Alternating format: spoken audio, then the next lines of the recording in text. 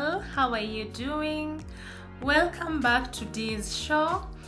In case you're new here, my name is Divina Nyarangi, and on today's episode of The Word, we're going to talk about let go and let God. Kindly remember to subscribe to join the family.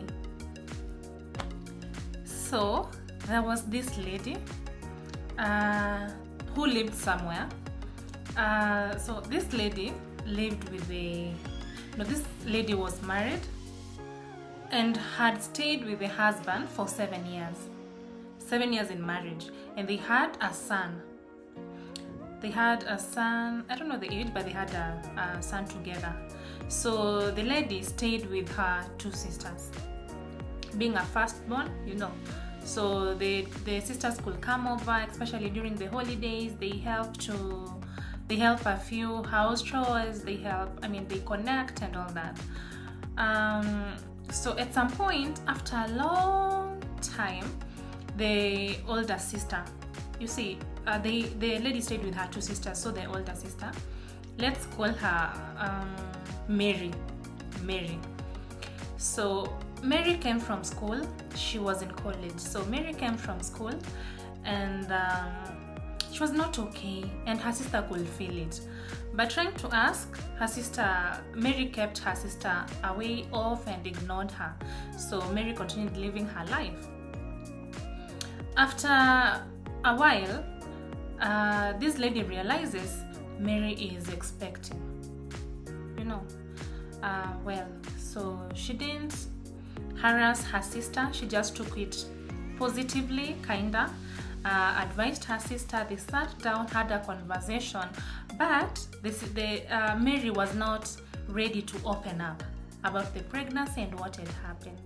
So in that case, Mary had to defer her semester, her academic year, and her sister helped her through. Remember, it's her sister was paying her fee, so she facilitated and ensured everything at school was okay. Then Mary had to come back home so that she takes care of the baby, the unborn baby.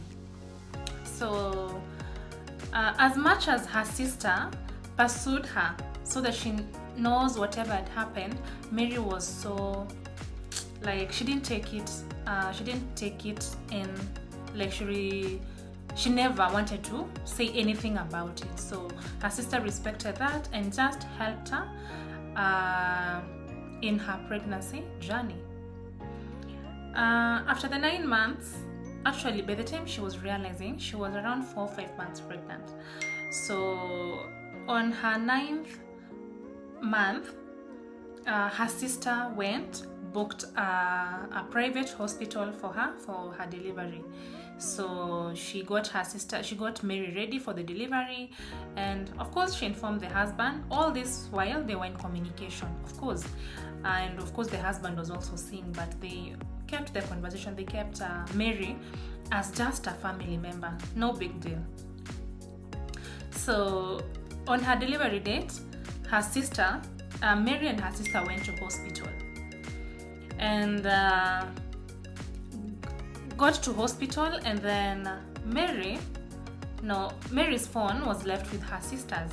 When you're 9 months pregnant, the labor, the pains that come, the contractions maybe during that time, that pain may make you lose some thoughts or some mind. So when Mary was in labor and all these pains, she had forgotten all about her phone. So who had the phone? It's her sister. So the husband and Mary's sister had left her phone at home. The hurry or the rush of leaving to go to hospital, it's kind of an emergency, so she forgot her phone at home. So I think that was just fortunate, or that was God's plan. So the husband to Mary's sister calls Mary's phone, and her sister is in the labor room. So her sister is having her phone. So it's the husband calling. So maybe the husband may have needed to communicate with both of them and know the progress. So the sister receives the phone, and being sisters, they kinda had a similar voice.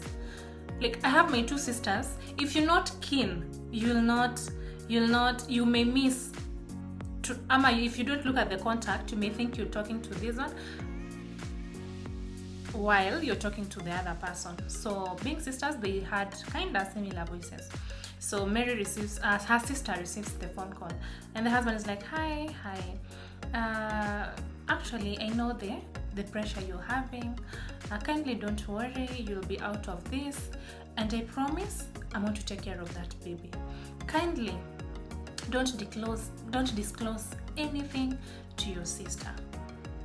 I'm there for you after the delivery. I will organize so that you leave our house, so that we don't have issues arising, or we don't have any speculations. So you'll just leave. I'll get you a room away from our place, and I'll be paying your rent until you get something to do. So the sister, actually now the wife, is like, okay, it's okay, there's no problem. So it's okay, but then the sister was so shocked. So the sister is like, isn't this my husband's number, or what's happening? Mary's sister was so shocked, like, so does it mean the pregnancy is the baby belongs to the husband, or is there something that she was missing? The phone call was done. Mary's sister went into one of the rooms, the waiting room, sat there waiting for her sister to get out of the labor room. After some time, she was called in. After like an hour or two, Mary gave birth. Of course, her sister welcomed the baby, helped her do 1, 2, 3, and they were in the ward now, in the normal general ward, now talking and catching up and all that. Now the pain is gone and all that. So Mary did not just go quiet about it. So she decided she's going to have to ask her sister, whose number is this? What is the conversation? Whose baby is this? You've been hiding, but it's like you're having, there's something going on between you and my husband. So the sister, the hell has already broken loose. There's nothing you're going to hide at that point, because this is a one-on-one conversation that Mary's sister had with the husband. And you cannot miss to know your husband's number after staying with him for 7 years. You cannot. The moment you even see that number before you know it is his number. So Mary opened up, but it was a bit late, because for, let me say, 4 months after being pursued and begged to open up about the story, she was never ready. But Mary opened up and yes, accepted that the pregnancy was the husband's. You cannot imagine the pain, the anger, the sadness, the madness Mary's sister had. Can you imagine, after staying with someone for 7 years, you've had a baby together? There was no issue in this marriage. Like, they were living happily. So Mary was like, at what point might have all this happened? When did all this happen? Have I been living a lie? The questions that Mary asked herself. Mary was so frustrated at that point. How someone moves from 100 to 0. Mary's sister was so frustrated, felt so bad, and at that time she did not feel the connection between her and her sister. She did not imagine. She never wanted to relate with her sister anymore, because that was the greatest betrayal she could ever expect. After 24 hours, Mary was discharged, came home, and they had a conversation with the husband, and everything was discovered that that's exactly what had happened. A woman somewhere, can you feel me? Can you feel Mary's sister? No, not me really, but can you feel Mary's sister? All that moment, all the love, all the trust, all the whatever is lost in a minute, and then Mary's sister was wondering, so what am I supposed to do? There's her sister here, and there's her husband, who have both betrayed her so bad, like big time. Unfortunately, we find that the people who betray us are normally our close friends. They are normally our families, our relatives, our inner circle, because these are the people who know us. I mean, a stranger may just do something, but not that severe, unless it's someone who has hints about you. The people who get to step on our toes, hurt us, are the people who we've always kept close to our hearts. And the moment love is replaced with hatred, it becomes so bad. And that's what happened to Mary's sister. And Mary's sister now, whatever is left, whatever has happened has happened. Whatever transpired. So what was remaining is, what was left is Mary's sister to decide on what next. So you know how hard that can be. So Mary's sister got out of her marriage after a while. I mean, they could not agree. She got out of her marriage and left her sister there. Of course, they did not last. She left her marriage, and then she was deeply affected by this thing, like deeply affected. She could no longer take care of the baby. The baby had to go home. She could no longer concentrate. Her mind was deeply affected. Emotionally, she was not there. Physically, she was drained. I think that happened for a while. She could never want to see a man, a man before her. I think by that mentality, I trusted this man for 7 good years. And I mean, those are years in marriage. And remember, before marriage, I guess they had dated for a while. So you can imagine, this is someone you've lived with, same house, same bed, I mean, sharing good moments. And then this is what is happening during this time. So this happened for a while. And then after some time,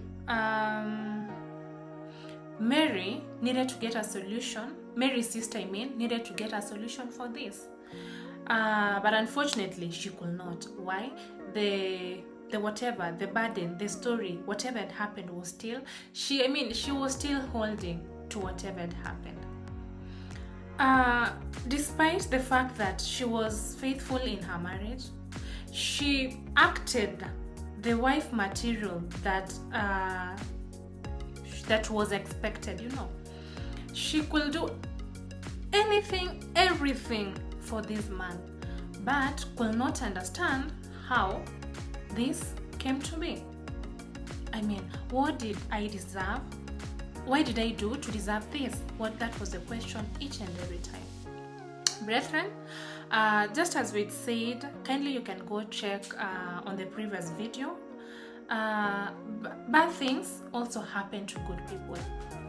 You don't have to be bad so that whatever comes on your way is bad. Bad things may just come. They may just happen. Anywhere, anytime, anyhow. We cannot control nature. Someone likes you, that's okay. You cannot control that. Someone does not like you, that's very fine. I mean, her thinking is none of your business. So whatever happened. Mary's sister could not control that, But then, how was she going to bear? How was she going to take out the poison out of it to avoid digesting the whole thing each and every minute? Bad things happen. Worse things happen. We have waves. We have we get into oceans. We have tides in our lives, and that's very okay. I mean, we have people who really step on our toes, deliberately, and that has nothing to do with them. It is how you're going to respond. There are places we've been served with injustice, And that's very okay, because you didn't just sit there and call for it. There are things we cannot avoid. Like, people may frustrate us, people may do us very bad or wrong things. They may cause us pain, they may cause us tears, they may cause us heartaches and all that. I mean, we can lose our relationships in this life. That is very possible. We can lose our marriages. That's very possible. We can lose our loved ones. That's very possible. Through maybe we can have evil people that cause even people's deaths. I mean, that's very possible, and there is nothing that can prevent that. And so today we're going to look about, as we just said, let go and let God. We're going to look at forgiveness. I mean, if you do not forgive, if you do not let go and let God, that thing is going to pull you down. It's going to drain you. It's going to cause the rest of your life a very hard moment. Forgiveness is just a major word in our lives. The word has told us in our Lord's Prayer. We have a part of the prayer. May you forgive us as we forgive those who trespass against us. We've always said there is no sin that is big or small before God. Likewise to us, there's no bad thing, there's no heartache that is big or small. Like, this one abused me, I can forgive. But that one gave me a heartbreak, I will not forgive. And then what happens? You're not going to forgive. And then what happens? If God is to forgive us for the sins that we do, so that we're able to get the blessings from Him, so that we're able to mend our relationship with Him. So what bars you from forgiving that big thing that you think it is, so that you're able to free yourself, so that you live a free, happy, and rejuvenated person? If Mary's sister, okay, it was hard, yes, but if she chose forgiveness from the word go, like the faster, the better for her, because the longer you stay with that thing in your heart, the more pain it causes. The faster you release it, the much better you become. I mean, the faster you get your healing. Forgiveness is very key. It is a serious thing, by the way. In the Bible, we are told, when there was this question raised to God, like, how many times are we supposed to forgive our neighbor? It was answered 70 times 7. It was not just the number. It was not just like you start counting, she did this, I've forgiven her. She abused me yesterday, I forgave her. I mean, I forgave her. She took my money, she did not return, I still forgave her. She still expects me to no, it's not about that. That is a continuous process, It is something that should go on in our lives.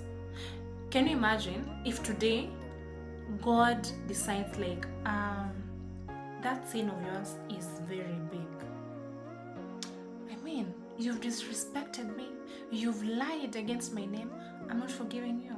What is going to happen? Our life is going to become miserable. We always cry to God when we know we are so guilty. Do you know, like, it's only God who we tell those hidden sins. It's only God who we approach, like, we open our hearts unto. There are things you cannot speak before people, because sins of the darkness, there are things you cannot mention. There are those sins you can only mention in your closet, because God is able to forgive each and every sin and cleanse us of all our unrighteousness. That's the same spirit that we should have for our neighbor. As hard as it seems, that neighbor wronged you, that manager accused you, that manager intimidated you, I mean, just forgive. Forgive and let go. It is not our responsibility to pay back, you know.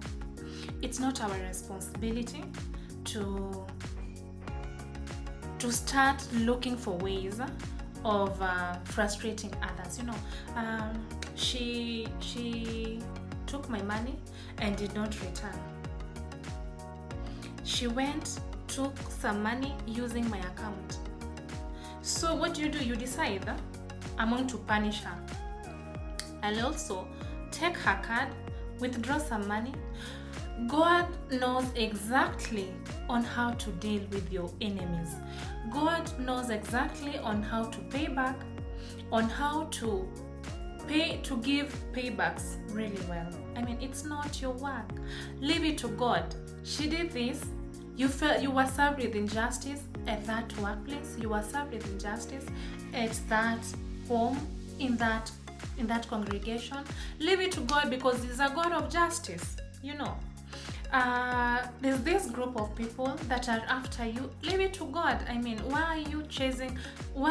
If you start chasing people, if you start chasing issues, you're not going to manage. God knows the plan of your life. You know, she just woke up and felt like you're no longer needed in this organization. So pack your bag and go home. And you felt that was unfair. So you know, you're like, I'm going to look for people to come and beat you when they find you on the road till you die. That's not how it works. Pack your bag and go home. Okay, God has a plan for you. Pack your bag and go home. I mean, God had a purpose before you were given birth to. God knew you before you were formed in your mother's womb. So leave everything unto Him. Holding grudges is going to holding grudges is going to delay our way to our destinies. Holding grudges, holding things that are bad, I mean, they're delaying our blessings. Why? Because I was heartbroken, and now I don't want to socialize with men anymore. Whether it's my brother, whether it's my cousin, I just see a man in front of me and I'm so mad. Like, what is this idiot just doing in front of me? I mean, that idiot does not even know you are heartbroken. So why are you mad with everyone? Someone just misquoted or gave you a negative criticism at work, and you're like, hey, I even don't want to post anything on social media because the people that are around me are of negative energy. So you don't want to see this person, you don't want to speak to these people. It's not on you. It's not your case. I mean, it's not your battle. The battle, it's God's. Every struggle that, I mean, when we face all these things, be it in marriage, be it emotional damage, psychological, physical damage, God watches. God watches on each and every individual. So the moment He walks out of your home and leaves you sick, leaves you maybe with a young kid, leaves you with 4 babies, God understands that you are His own. You are her own. I mean, God understands whatever is happening. So don't hold. I mean, now I'm not even going to give him this phone so that he talks to the kids. I mean, that fight for how long? And then you realize the moment we take things at hand, everything continues to go messy until we release it. So brethren, dear brothers and sisters, forgive and let go. Whatever the circumstance, whatever the pain He caused you, whatever the struggle He made you undergo, whatever the match maybe He may have teared your heart, whatever tears, they may have made you to cry. God sees them and is the only one who is able to pay back. It's not our responsibility. Forgive. Whatever you're supposed to do is to forgive. He does it 10 times, forgive and let go. That's the only way you're going to gain your peace. That's the only way you're going to gain your emotional wellness, your physical wellness. But the moment you cling onto things, you want to hold grudges, you don't want to speak to person B, you don't want to attend person B's event, whichever, it's not going to do you any good. It will do you harm after harm after harm and after harm. So there's this lady who got employment, and of course the happiness with employment, with getting a new job. So she reported, and after some time she realized like things are not working well with her manager. I don't know, but for some reason this manager used to abuse her, intimidate her, and she was like, why is this happening? It's something that even colleagues will notice. And then, being a new person in a new environment, and then you're feeling all this, you're facing all this, it can be challenging. So this lady used to cry a lot. She goes home and she's like, tomorrow I don't think I'll go to this work. This and this happened and all this. But then every morning she could just pick up herself and walk to the office. So this went on for some time, and it got to a point, like, when you get these things and then you just make up your mind, like, okay, it's like this is what happens here, so I'll just have to go by it. But then it was only happening to her. She was well educated, she deserved the job, but whatever was happening. So the lady works and later develops kinda a thick skin. So this manager could just abuse her, throw words at her, intimidate her, and she doesn't feel it. She's like, okay, whatever that is, let it be. And I think the manager was now feeling like, now she's not reacting. I think she was doing that so that she gets this lady frustrated, but now it was not working anymore. So after that was her second month, this lady was called for a brown envelope. If you're working and you're being called for a brown envelope, like things are not well. If you're not signing your contract, then things are not just good. So this lady goes, and guess what she finds? So the company has decided that we are no longer going to work with you. Any allegations? No. So this lady decides, now that she's not feeling the pain anymore, I let her go. So, this lady left, she was already used to this. And then I think, of course, she already knew the environment. She already felt it like, anything can happen anytime, because there's no relationship here. It's just trial every morning. So this lady took her envelope and went home. Painful as it was, she was just like, it's okay. God will give me another place. So actually, it did not last a month. It did not last 30 days.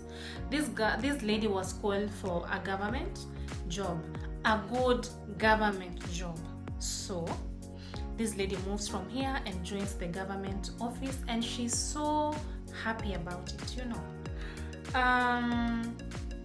Of course, when you join this place, you'll always inform your colleagues, this happened and all that, and everyone was happy for her.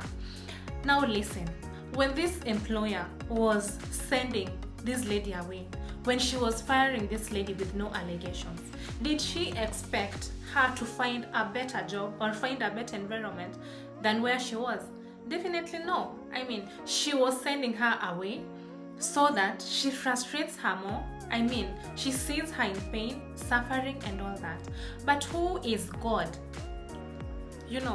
God is not going to work the way you think. We have always talked about the power of God. Who is God? God will vindicate you publicly. in front of your enemies. Forgive them, for they do not know what they are doing. I mean, when this lady was doing this harm to this little girl, she just did not understand the suffering, why she has come to look for that job, because she needed it. She had a baby, she had a family to take care of, she had her bills to pay. But all that is in her mind, was in the manager's mind, was just greed. To frustrate her, to stop her, to like cut off her destiny, to just interfere with her future. But we have a living God. This lady did not keep her. In fact, she took the envelope and went home. She never shed any tear. She left everything to God. And sure enough, God worked perfectly. God worked her ways so fast. The moment we just let go and let God, God gives you the grace. He gives you the grace to walk through. He gives you the grace to walk through the breakup, to walk through the injustice, the unfair trial, everything. The moment you forgive that person, God knows how to take care of this person. God knows how to reward the evil. I mean, this lady was taken from whichever place that she was, and God favored her.